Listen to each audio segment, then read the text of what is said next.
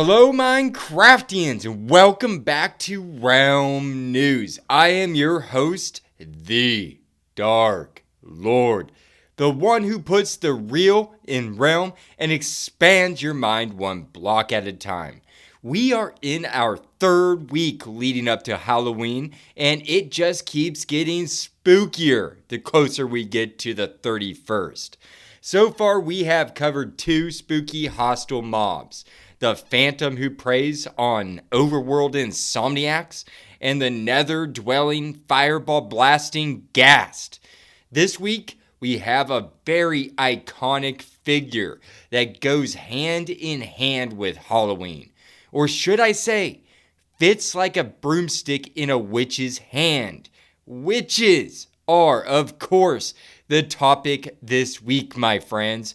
I am going to be covering the very rich and frightening history of the witch.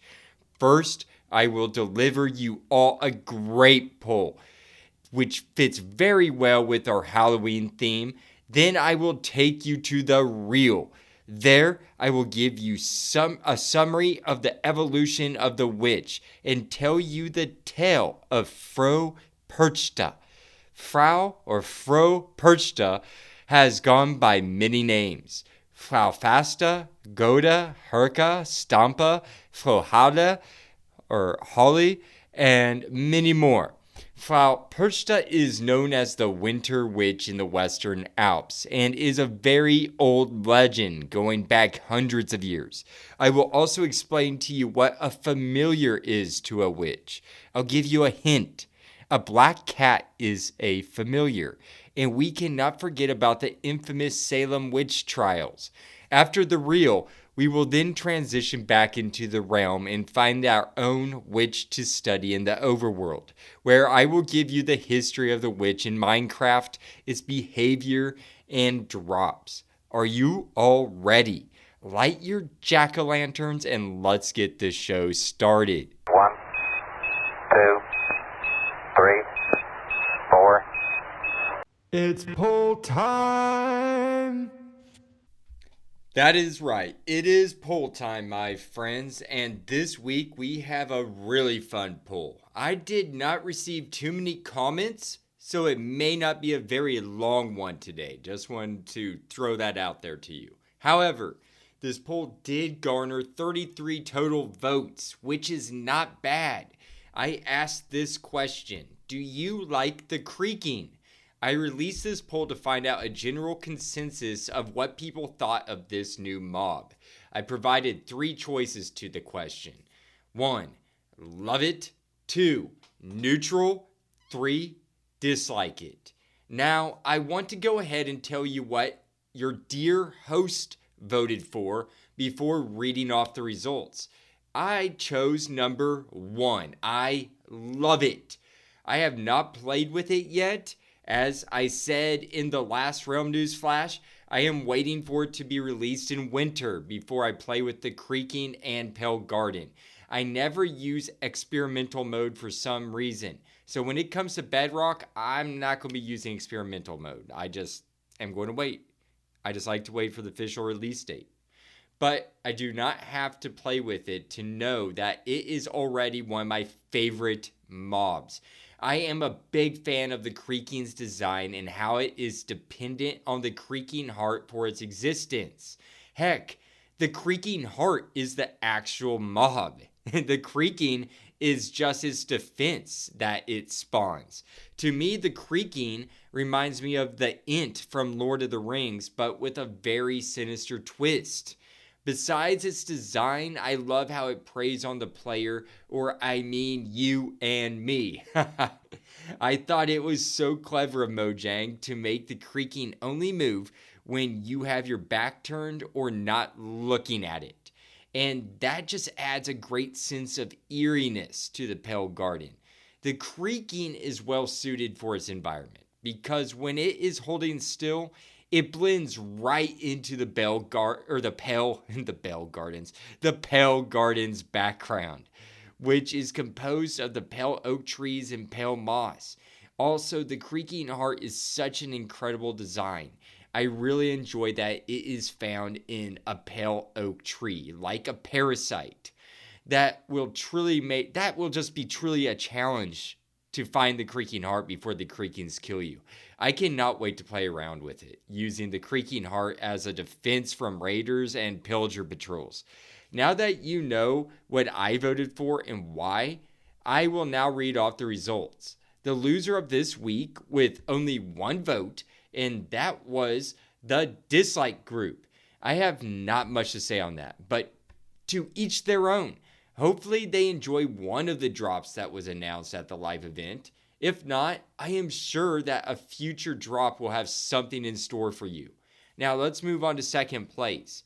I was actually surprised by this, by just a bit. It was the Love It group, me, with 15 votes. And I do not say that I am surprised because I voted for this choice, but because I saw many people online show support for this mob. After the announcement of the release during the live event, it was just a lot of buzz online, and from what I saw, I thought it was very popular. People immediately started to make their own fan art over the Creaking. I saw amazing graphic art of the Creaking made by people, hand-sewn Creaking toys that just looked remarkable, and various short videos that were professionally done. So I was surprised that this did not win, but it did not. That was the neutral group who won with 17 votes, beating the Love It group by just 2. I guess people were not as thrilled as I was about the Creaking.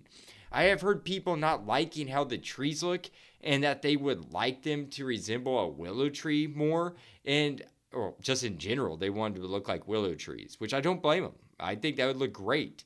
And a few other things, like how they do not want the Pale Garden to generate on mountains. But that was pretty much it. I am at a loss for words when it comes to explaining why people were just neutral.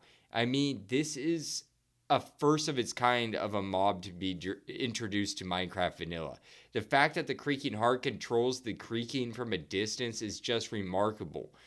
And I do not really see how you couldn't get hyped up for that. Perhaps it's because everyone is just anticipating an end dimension so badly that they just do not care about anything else. That is just a side speculation from my end, but who knows why so many people are neutral over the Creaking. Perhaps that sentiment will change after it's been tweaked and refined by Mojang, and after people have had a chance to play with it more. Maybe people then will have a change of heart, or should I say, a change of a Creaking heart. Now, let us move on to the couple of comments that I have received in reaction to this poll. I shall start with a person who goes by Amatulik, who says, quote, "Seems like a scary mob in single player mode, but it also seems like it would be helpless when there are multiple players working together. 2 players could easily gang up on a Creaking with one player looking at it while another goes off to find the heart." End quote. I think that is a great thought. It would definitely increase the odds of finding the Creaking heart and would be much faster with more players around. I can't wait to see what people do online after its release. It will be interesting to see the tactics used against the Creaking heart in multiplayer. Thank you, Amatulik, for that comment. I like how you are thinking. You have your mind in the offensive. How you and your buddies can team up and take down the Creaking heart and take over the Pale Garden biome. I am all for it, and I wish you bonne chance. Moving on to the next and last opinion in this week's poll time. This is from Tyler-LR, who says, quote, "I really like it. I think it's a cool direction to go in. Similar to the Warden, it's not a combat situation. It's more like a horror game. The early days of Minecraft felt a bit like a horror game, albeit through ambience and not actual content. It would be neat to see more new biomes like this." End quote. I agree. I think that they are really tapping into that nuanced form of delivering a scary experience again. This comment brought me back to remembering my first time playing Minecraft.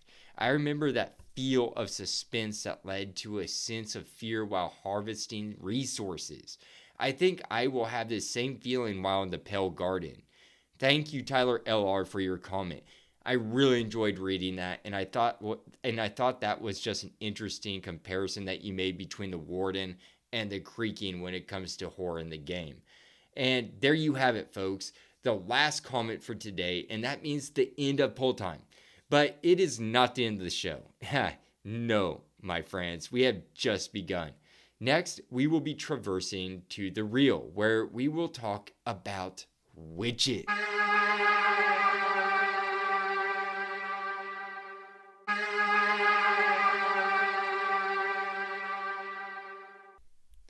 Welcome to The Real, my friends, where I relate real-world knowledge with Minecraft in order to deepen your gaming experience. Today's topic is all about the witch. Let's begin by explaining the precursor to witches. The witch was not invented at a given point in time. It evolved over the centuries to what we know it as today. I found a great article at www.english-heritage.org.uk titled A Journey into Witchcraft Beliefs, where a Professor Diane Perchta was interviewed, and the history of witches is one of their specialties. After reading the interview, it appears that the witch underwent a long evolution throughout the centuries. But before witchcraft was sorcery. Sorcery predates Christianity by several hundred years. It can be traced back to Homer, the famous author of the Odyssey and the Iliad. In the Odyssey, it describes a sorceress named Circe, who was capable of turning men into animals. And many Roman laws were set up against the practice of sorcery. They speculate that some of these Roman laws were passed down to the Christians. A quick side note, to highlight the difference between sorcery and witchcraft, witchcraft is only used for evil purposes. Sorcery can be used in benevolent or malevolent ways. An example of sorcery that was practiced by the Greeks was the making of the quote-unquote cursed tablets. And no, not like a cursed iPad. I am talking about stone tablets with engraved curses chiseled on them. The Greek word for this is kataras, translated to curses that bind tight. The Greeks would bury these cursed tablets in graves, wells, or fountains. They thought that these places would increase the power of the curse because it was closer to the dead. However, I do not see how fountains and wells were closer to the dead. Graves, sure, but fountains, come on.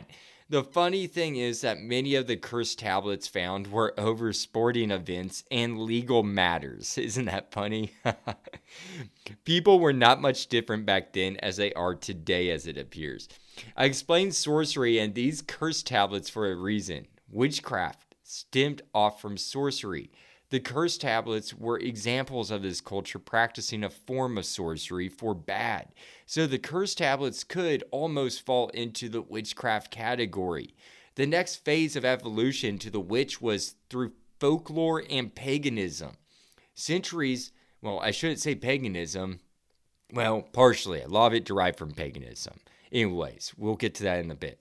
Centuries following the cursed tablets of Greece, the Christian church was on a mission to stamp out all forms of heresy to the church. They started with pagan gods and goddesses, such as with the pagan goddess who is considered the winter witch of the Western Alps in Central Europe, Perchta.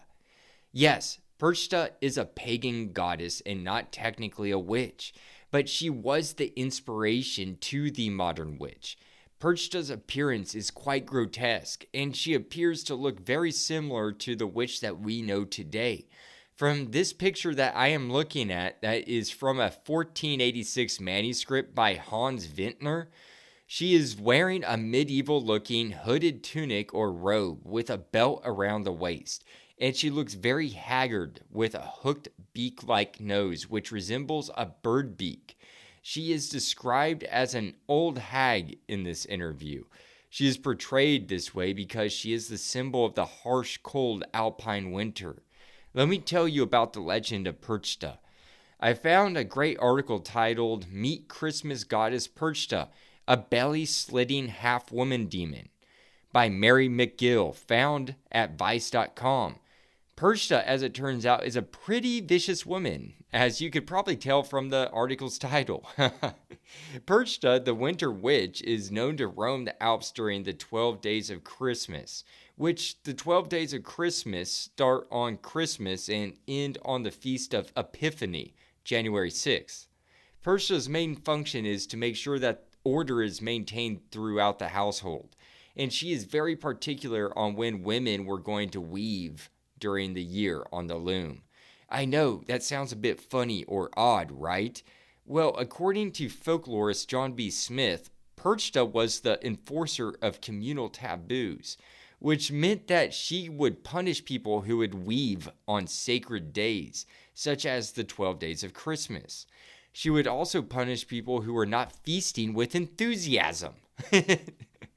Throughout the years, she progressed to punish the lazy and the gluttonous because peasant women were starting to enter the workforce.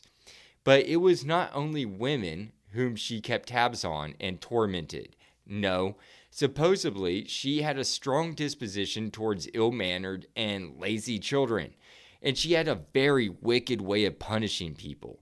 From what I found online, she would come out during those 12 nights of Christmas every year and enter people's homes. There, she would carry out her punishment.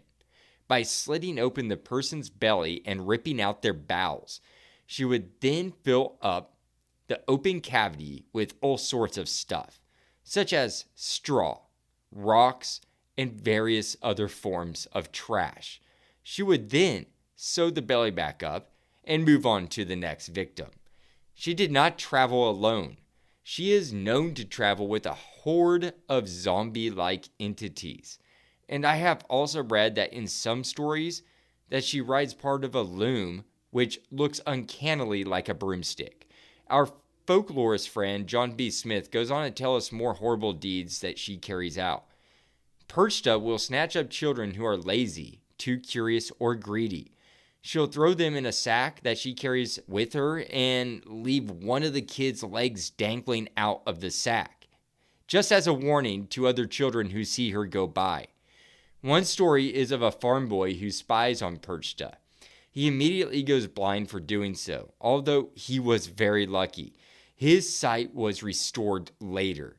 Another story from a scholar named Stephen Morse is a story of Perchta abruptly interrupting a wedding that she was not invited to. She was so angry that she turned the whole party into a pack of wolves. I mean, I do not blame those people who are getting married for not inviting her to the wedding. You can't blame them for that lack of foresight. The article goes on to explain that there's another story of Perchta. The name Perchta means bright one, and this came from a story that describes her in a very different light. She was beautiful and was considered to be Grandmother Winter, the one who makes the snow. Now, isn't that just a very beautiful story? However, that is not how she is celebrated today. Today in Austria and other countries in Central Europe, they celebrate a holiday in honor of Perchta called Perchtenlauf, celebrated on January 6th. It is a day where people dress in horrifying demon masks and shoot off fireworks and make all sorts of noise. I'll leave the article link so you can all check out these awesome masks. They do this in order to scare away the cold winter and all the evil spirits that lurk in it. They dress as ugly demons so they can be scarier than the real ones. I thought that was just all very interesting, and I would like to go to Austria and be part of this one day. Now that we know a basic history behind the ancient legend and pagan goddess Perchta, it is somewhat clear how the modern day witch that looks all haggard, rides a broomstick, and has a long, bent nose was influenced by Perchta. Now let's shift away from her and explore more on witches. History.com's article titled History of Witches sums them up very nicely. Quote, early witches were people who practiced witchcraft, using magic spells, and calling upon spirits for help or to bring about change. But these women were misunderstood in their ways. Many of them were wise women and healers in the pagan community. But it appears that the Bible is what really inflamed the accusations of witchcraft towards people. In fact, one of the earliest records of a witch is the Witch of Endor. That is mentioned in the Bible in Book 1 of Samuel.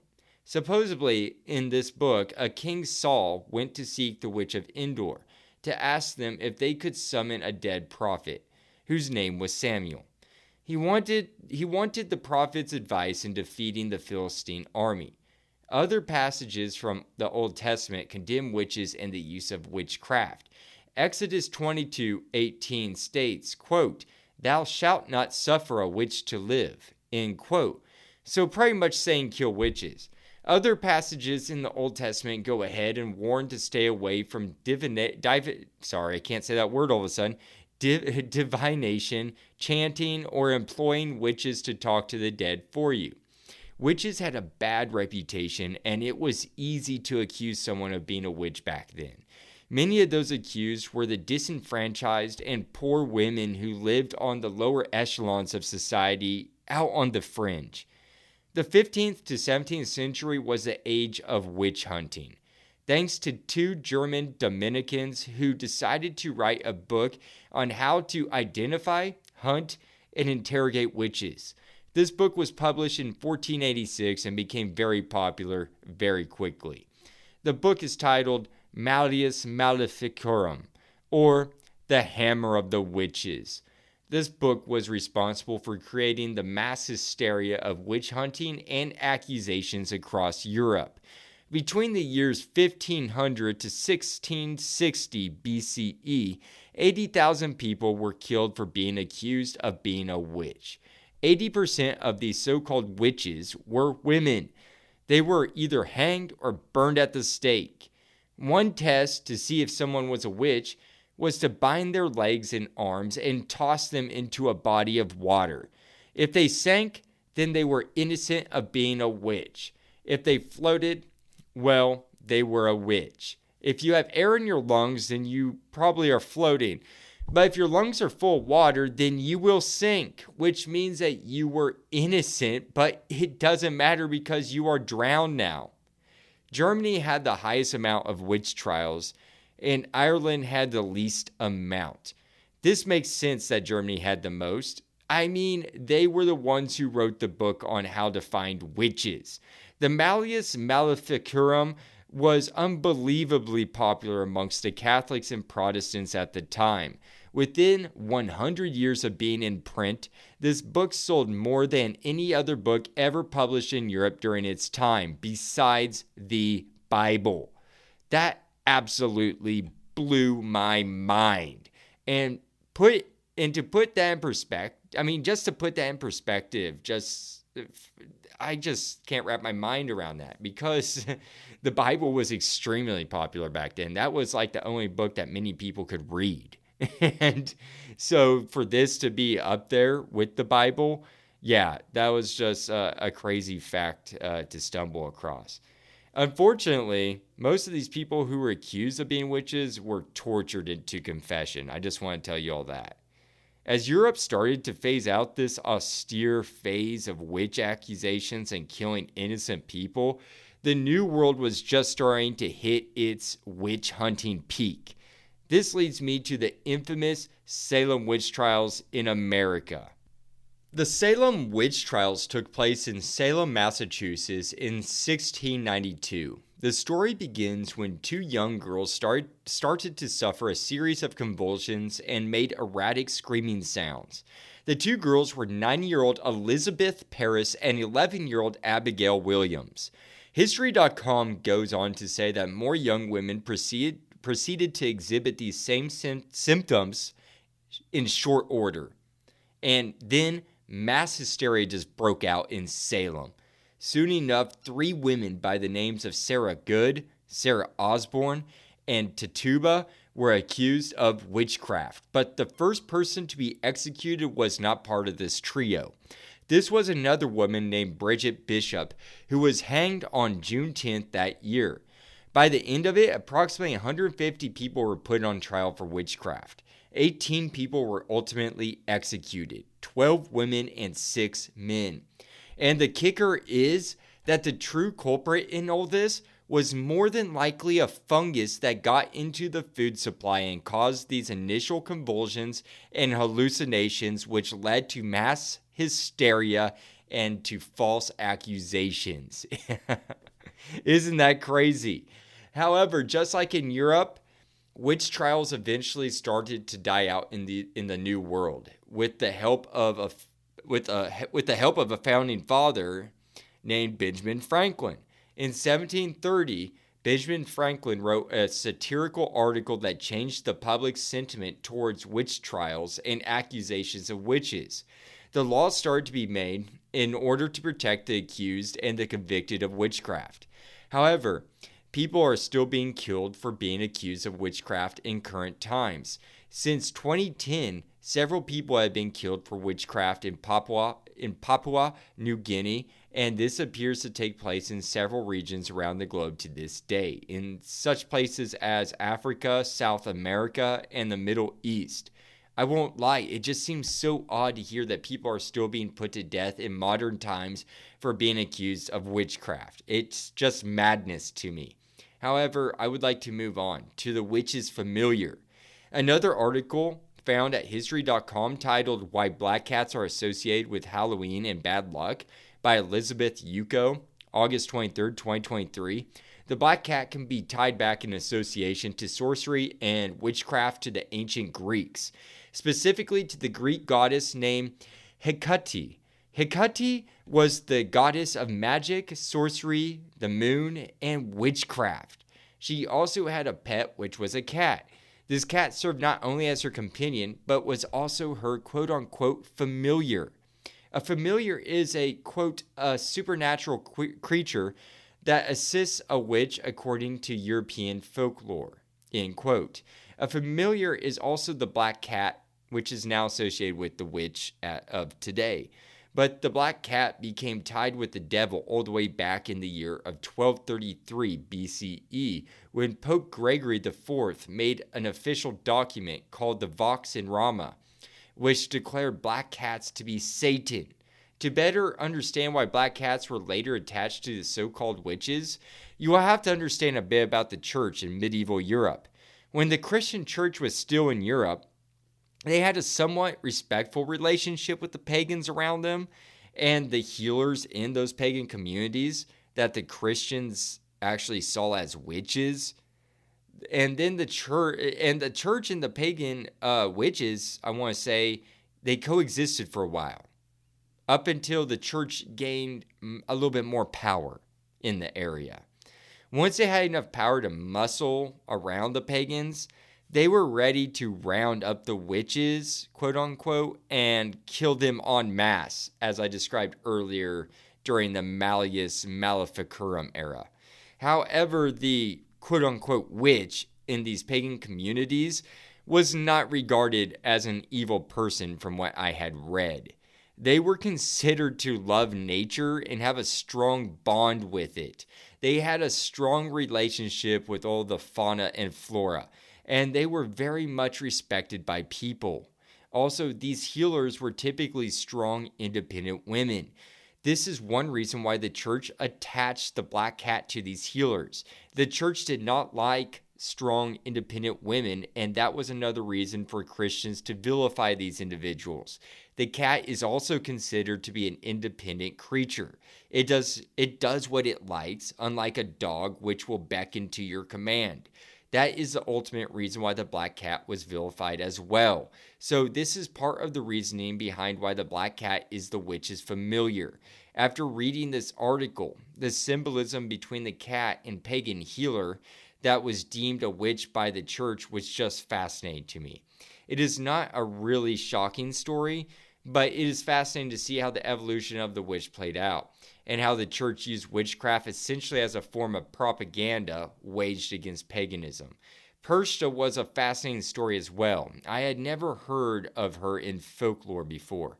I had a great time doing the research on the Bright One, and it just shocks me every time when I read a medieval story. They are always so bloody and violent. It honestly took me off guard when I read that she ripped people's bellies open and then filled them with junk before sewing them back up again. Also, also, as a reminder, go check out that illustration of her that I left hyperlinked in the show description. Now, prepare yourselves. We are going back into the realm where we will discuss the Minecraft witch.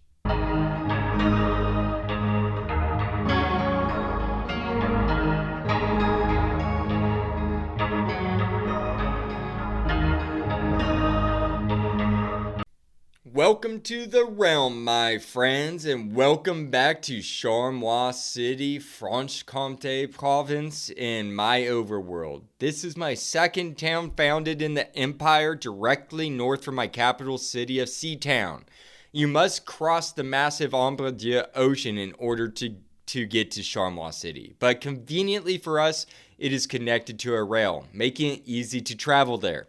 I brought you all here today because this city was founded on the edge of a mysterious swamp, a grand swamp.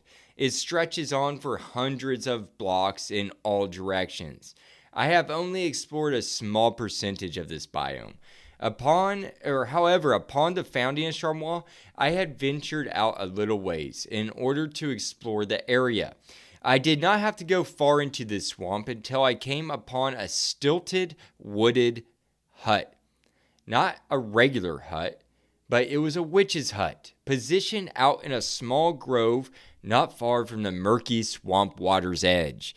I saw a black cat roaming around with yellow eyes blaring back at me.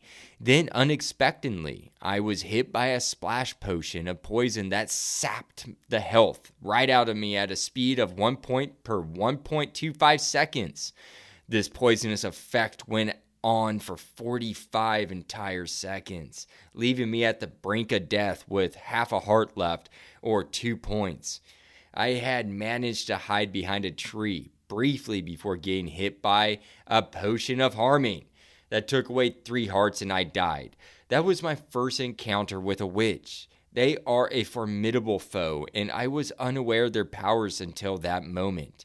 Allow me to begin our intrepid adventure into the overworld witchcraft by explaining the history of the Minecraft witch.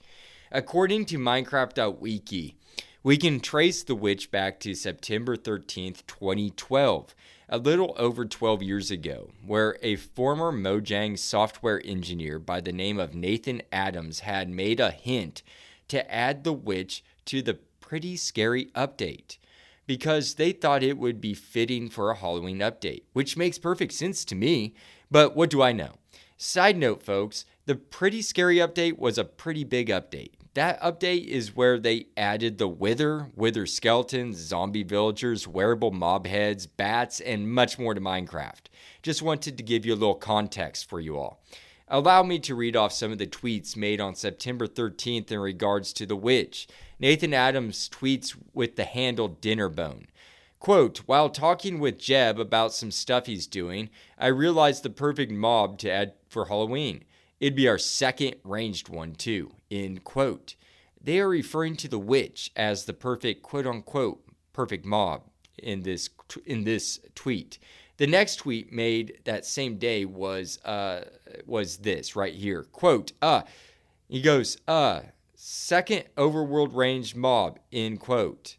I don't know why they were saying, I don't get that exactly, but they were stating second overworld ranged mob, exclamation mark, end quote. I should have said that. Sorry. I'm not sure. I'm just not sure if this meant the witch was approved by this tweet. But they are referring to the witch being the second ranged mob here.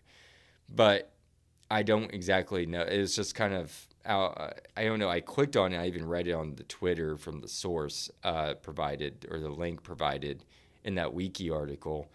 And just seeing that randomly doesn't really give me much context to go by. So I don't know what the inside conversation was there. But I'm guessing it was approved maybe, and so they were starting to work on it.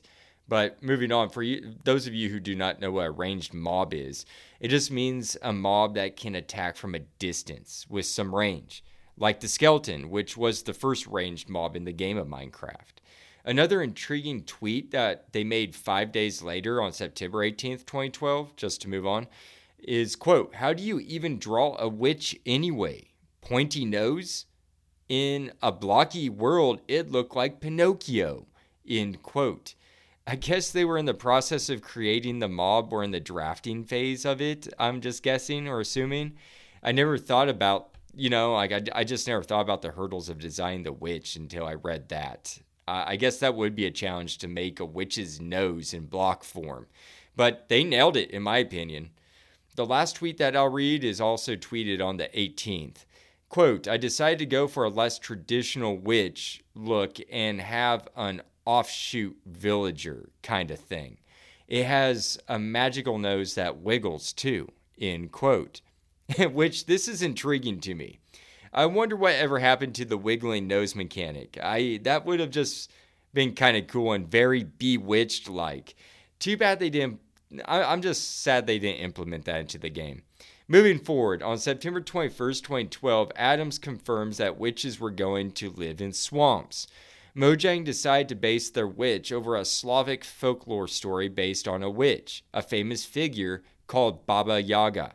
Baba Yaga is an Eastern European Slavic folklore witch. She is depicted as an ugly old woman that eats children.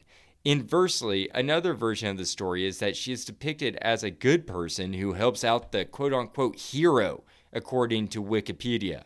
She has two sides to her, which makes her a complex character and just adds much to the lore of Minecraft, since the witch is based off Baba Yaga. Wiki.com says this about Baba Yaga, quote, "Her distinctive traits are flying around in a wooden mortar, wielding a pestle and dwelling deep in the forest in a hut standing on chicken legs," end quote. The swamp hut that the Minecraft witch lives in is on stilts or chicken legs. This is supporting evidence for how this Baba Yaga influenced the game of Minecraft, or at least when it came to the witch. Also, a fun fact that I found in the history section of Minecraft.wiki. The reason why the witch drops a wooden stick is not because it is a wand, but because it is a reference to the famous satirical movie Monty Python and the Holy Grail. In that movie, they make the reference that the witches are made of wood, hence why a witch will float on water according to an ancient test. Finally, on October 25th, 2012, the Pretty Scary update was released and people were able to experience the witch in the Overworld firsthand. I imagine that was a really fun experience to have when it first came out. Now, let me describe to you the appearance of the witch. The witch is a very unique looking mob that is described to be neither a villager or an illager. Mojang distinctly made the witch to look like an outcast. I shall start from the head down. The witch is 1.9 meters tall, who wears a tall black hat. The hat itself stands tall, and the further up you go from the head, the narrower it becomes. It has a slight crook on the tip of the hat due to gravity pulling at the slack. Directly above the brim of the hat is a grayish black band that goes around the cap. This band is supporting an emerald-looking brioche, or some sort of emerald amulet, which is shaped like a clove. Under the hat is a head the same shape as a villager, but the face has a couple distinct differences that make it different from your run-of-the-mill villager. For one, the witch's skin tone is a more ghastly, pale off color in comparison to the villager. The witch has a unibrow just like the villager, but the eyes and nose are its true physical differences. The witch has purple eyes as opposed to villagers' green eyes. Heck, even pillagers have greenish eyes. The purple eyes to me are a symbol of mysticism and magic. Makes me think of the purple energy field created by an activated nether portal. Besides the purple eyes, the witch's nose is distinct. It is a regular villager nose, but this one has an iconic bulbous wart on it. Now moving on to its attire. The witch is wearing a beautiful, deep, dark purple robe that goes down to its ankles. The robe is not buttoned, and it exposes a green frock underneath the purple robe. Excuse me, let me grab a little bit of water real quick. Allergies are bad today. Sorry, folks. Now, the robe is not buttoned, and it exposes a green frock underneath the purple robe, and it appears that the witch has another brown tunic under the green frock that goes down to the shoes. The witch wears gray shoes. Now, let me tell you where you can find these hostile monsters. Yes, they are considered to be monsters in the game, the same category as the Ghast. It was a bit surprising for me to learn that the witch can spawn anywhere on the overworld except for in 2 biomes, which are mushroom fields and deep dark biomes. The swamp biome is the only place that you will find a witch hut. A witch hut is on stilts, as I described earlier, which gives it that chicken leg architectural design that they wanted to replicate from Baba Yaga folklore stories. Also, there will be a black cat that spawns alongside the witch. This demonstrates that the developers were going by the typical witch narrative. The black cat is obviously the witch's familiar in the overworld. Besides swamps, witches will also spawn to help raiders out when warring against villagers. They will give the villagers health potions if they are near death, and they will attack you with their potions of harming and poison. They typically arrive in the 3rd or 4th wave during a raid. Another way that the witch can spawn is by transforming from a villager to a witch. This occurs when a lightning bolt either strikes a villager or strikes within 4 blocks of a villager. I thought that was just so cool.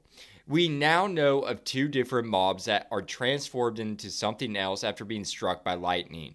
A villager will turn into a witch, and a pig will turn into a zombie piglin. Tell me your lightning bolt theories by going to bio.link/realmnews by clicking on my Twitter link, Reddit, or email me. Caveat: once the villager is transformed into a witch, it will not be friendly towards you like it was before.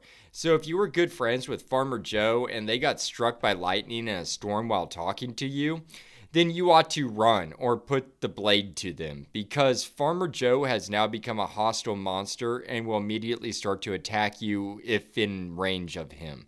However, the witch will not attack villagers or wandering traders unless they are participating in raids.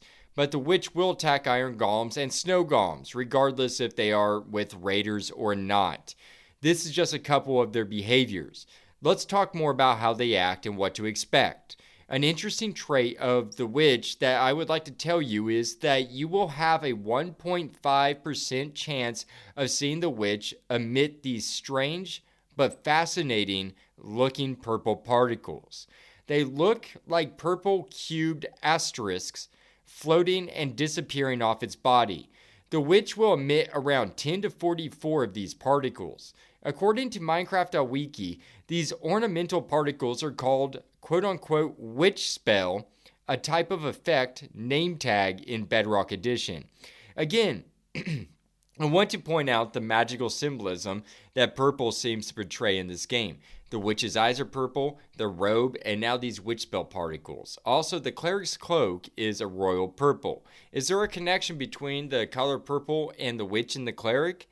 Perhaps, but that theory will be for a different day. Moving on. A witch, as I stated earlier, is considered to be a ranged mob. It will start to engage you in combat within 16 blocks of you. Its first offensive maneuver is to strike you with a poison of slowness. If you are between 8 to 10 blocks from it, it does this to slow you down in order to catch up to you and then kill you with the rest of its toxic potions and witchcraft. If your health is above 8 points, then the witch will throw a bottle of poison at you that will drain your health all the way down to half a heart, keeping you alive but not leaving much more time for you to survive. If the witch gets within 3 blocks of you, then you may get hit by a potion of weakness, which decreases your melee attack. Then there is a final potion that will more than likely finish you off. The potion of harming, which will decrease your health by 6 points or 3 hearts. And if you have only a half a heart left, then you are toast, my friend. To top it off, the witch proves to be quite the formidable foe. It has a total health of 26 points or 13 hearts. Remember, you only have 10 hearts or 20 points. Quite the difference. The witch has an infinite supply of potions in its disposal. Real fair. Not fair fight, right, guys? When the witch's health is not full, there's a 5% chance that they will drink a health potion, which will increase their health by 4 points. Also, the witch cannot drown. They can conjure up potions of water breathing, and that will sustain them from not dying underwater. And they can make potions of fire resistance to prevent from burning in a fire or lava. Too bad they didn't have those in real world, right? If the witch is more than 11 blocks from you, then they have a 50% chance of drinking a potion of swiftness in order to catch up to you. Thank goodness Mojang didn't give these the ability to fly on sticks. I mean, that would just have been horrible. However, there is some good news in all this potion swigging. When they drink a potion, it takes them 1.6 seconds to finish drinking it. This leaves them open for a brief window of time. You can use this to make an assault. You could swiftly delete a witch with your blade in a rapid succession of strikes while they drink. It's tough, but I have done it, so I know you can. Now let's wrap up our discussion on the witch by talking about their drops. The witch is a great mob for obtaining some great items by killing it. I will start by saying this. The witch is guaranteed to drop redstone upon death. It will drop a range of 4 to 8 redstone when killed, which is not bad if you ask me. Besides redstone, you also have the chance of obtaining several other items in addition, such as glowstone dust, sugar, a spider eye, a glass bottle, gunpowder, and a stick. Every time a witch is killed, there is roughly a 14% chance of getting any one of these items except for a stick. The stick has the greatest probability of being dropped with redstone, much greater chance than 14%. It has a 28.5% chance of being dropped. And the reason behind this is because the witch is made out of wood in the Minecraft universe. Remember the homage to Monty Python that I mentioned earlier? That is why. Interesting thought though, right? Besides the aforementioned items mentioned that could be dropped upon killing a witch, you also have an 8.5% chance of obtaining one of these 4 potions upon its death. Potion of healing, potion of fire resistance, potion of swiftness, and potion of water breathing. But you must kill the witch while it is consuming one of these potions in order to acquire it. All 4 of these are extremely useful. And to put a cherry on top of all these amazing potential drops is that you will get 5 XP orbs for every witch killed. That is the Minecraft witch, my friends. It is a hardy monster mob that is quite dangerous. It is easy to die from a witch, especially if not prepared. But hopefully you are all now prepared to engage with a witch after listening to this episode. My advice, if possible, is to attack the witch with the same method that it employs at you, meaning attack with range, with a bow or crossbow. I do not recommend using potions against it. This will essentially be useless. The witch is 85% resistant to potions, and to many damaging enchantments such as the Thorns enchantment. I hope this all has prepared you for the witch. I think that they are a very interesting mob that has so many theories that can be made around them. I hope you all enjoyed it.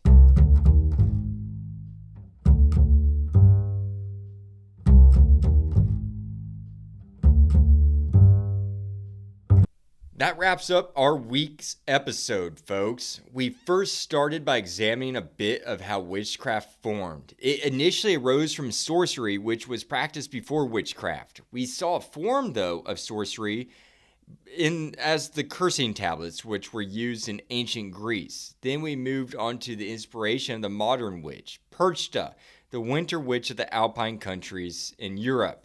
She was a pagan goddess, but many of her characteristics were taken and put into the modern day witch that we all think of. However, I saw Perchta as a mixture between Santa Claus and a witch. How she would judge people and then take action on those by punishing them as she seemed fit. We then explored the evolution of the witch and how they were persecuted in the Middle Ages after the Malleus Maleficurum was written in response to the Christians looking for a way to expel the pagans and conform the masses of Europe to Christianity.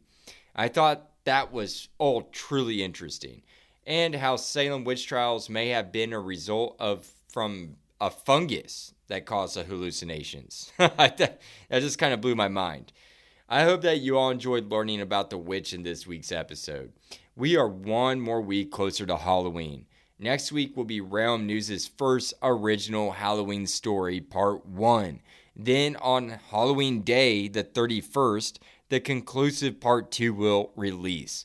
I hope you are all excited for that. With that said, I wish you all happy crafting, and I will see you all next week at Realm News.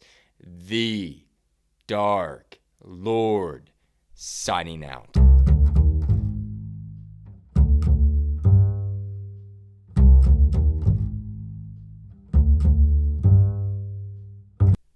Hello, Minecraftians. Thank you so much for listening to Realm News. It means the world to me that you enjoy the show that much that you tune in every week to hear how I put the real in Realm and expand your mind one block at a time.